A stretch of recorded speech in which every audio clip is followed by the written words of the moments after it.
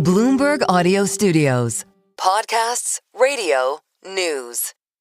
All right, we're already talking, we're already going because we're excited about this. I almost feel like we should just jump in. Let's do that. Bloomberg News sports reporter Vanessa Perdomo is with us. She joins us along with Carolyn Tisch Blodgett. She is governor and lead owner of Gotham FC, the football club, the National Women's Soccer League, NWSL team, and she's founder and CEO of Next 3 Ventures. It's an investment firm in sports, media, and entertainment. Welcome, welcome, welcome. I was going to start it off because, Vanessa, you and the sports crew, they put out a great story about like trends to watch in 2026, and one of it is kind of labor battles in women's sports, and talking about it getting messy, especially as you see escalating salaries and you see more stars leaving for Europe. So I kind of, Carolyn, want to start that with you. I mean, are you concerned about kind of losing players to European teams as we've seen salaries escalate?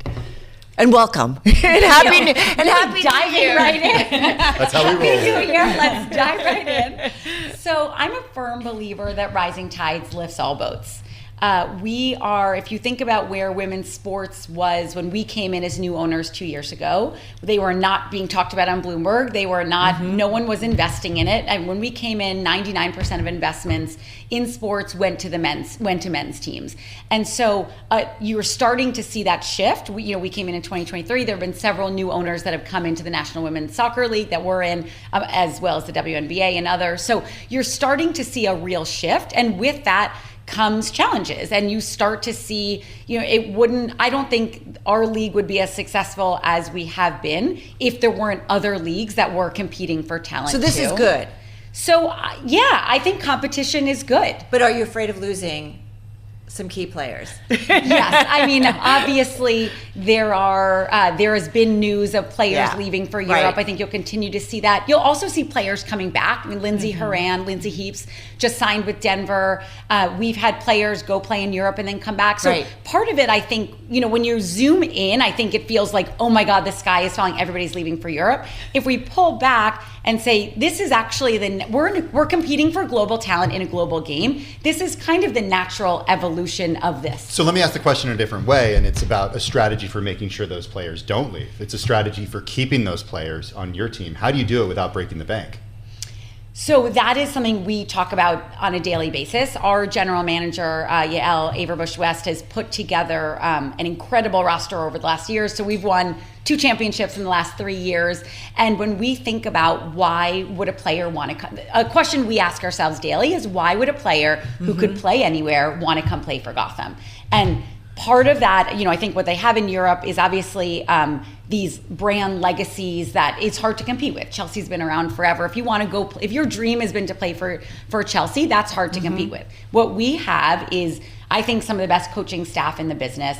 We've been very much at the forefront in terms of investing in medical. So we probably have arguably the best medical director in women's soccer, if not, women's sports today. We've invested in mental health. We've invested in a performance coach. So we're kind of investing in, if you're sitting here today as a player and you say, where can I get better? I would arguably say Gotham is the best place to go. And so we're really thinking about what is our competitive advantage and where can we compete, and let's go invest there. Well, I think the interesting thing is, obviously Gotham had made this really big effort to sign these huge stars. The U.S. Women's National Team, there was 4 or 5 stars. You have Jaden Shaw, who just came in last year with Midge Purse, Emily Sonnet, Rose Lavelle, the NWSL 2025 MVP, for the championship game. You have these massive stars, and it felt like a concerted effort to do that, to make sure you have these big stars. And the league used to rely solely on the U.S. Women's National Team stars. Tell me about where that's gone. Why is it still important to the business to have stars like that? But how much it's grown over the last couple years? So, I think it's a really good question. So I'm a big believer that stars drive viewership, and stars drive particularly a casual fandom. I built my career in marketing. I used to run marketing at Peloton, and that was really our model, was help these instructors turn into stars. That is something we've brought to Gotham, and we've taken not just the stars that we inherit, like we brought in, like a Rose and a Sonnet, but also helped someone like a Jalen Howell kind of find her voice and become more of a star. Like Robin Arzon, I was thinking. Robin Arzon, yes, Robin and I worked very closely together. Killer, right? But we helped her, and she's she really knows how to build her own brand, so I don't want to get any credit of that, but we help these instructors really turn into household But you guys names. appreciate it, certainly, as part of the Peloton brand. Yeah. Exactly, and that's what we're helping to do, I think, for a lot of our stars at Gotham.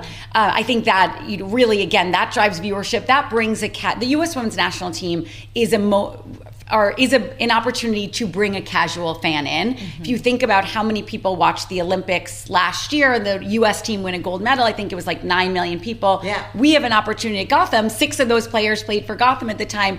We can help bring those people and bridge that gap from U.S. fandom to Gotham. Nuts. I mean, 6 people is like amazing to have that kind of power. I mean, let's talk a little bit more about like the overall business of the NWSL.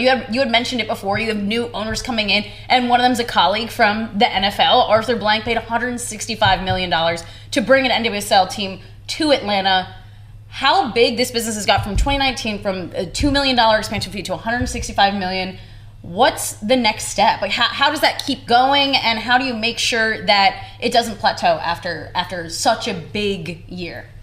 Yeah, there's been so much news in the NWSL. We haven't even talked about the Blanks coming in. Yes, we're so happy that Arthur and his son Josh have joined us in the league. I think one of the real bright spots of the league, I think, is the boardroom and is the compilation of owners in this room. Yeah. You have owners like the Wilfs from the NFL, the Blanks now, and obviously our family. You have owners from the NBA, from MLS, from European League. So you really have which means they believe in it. They believe in the NWSL product, right? These long-term sports owners. You very much feel that. There is the conversations at the board are about how are we going to grow sustainably? How are we going to reach the next level, as you've asked.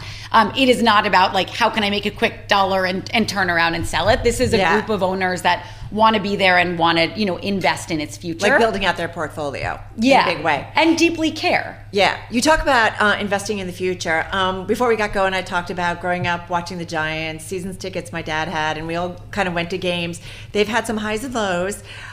They need a new head coach. Any update? And I'm just curious, Jason Harbaugh, are you guys talking to him? John Harbaugh, sorry.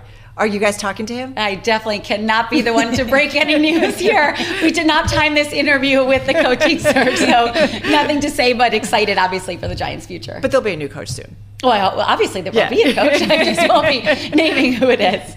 Do you have one? I cannot, no. Hey, listen. I have nothing. I've just been in my office all day. All right. It's John calling. No. Hey, just quickly, 20 seconds. You have invested in volleyball. You invested in SailGP, which is something we've covered here. Anything else you're looking at for your portfolio? Just got about 20 seconds. Oh, yes. Yes, nothing to announce today, but we're continuing to look at emerging leagues, look at emerging sports. I think we're very focused on youth sports and who are the leagues that are really building up the kind of grassroots sports from the ground up. Okay. Will you come and tell us when you've got a new coach? I'm going to run right over. Thank you, Vanessa. Also, Carolyn, thank you so much. Really appreciate it. Carolyn Tisch Blodgett, lead owner of Gotham Football Club, and of course our Vanessa Perdomo. She's Bloomberg News sports reporter. Thank you. If you missed any of it, check it out on our podcast feed.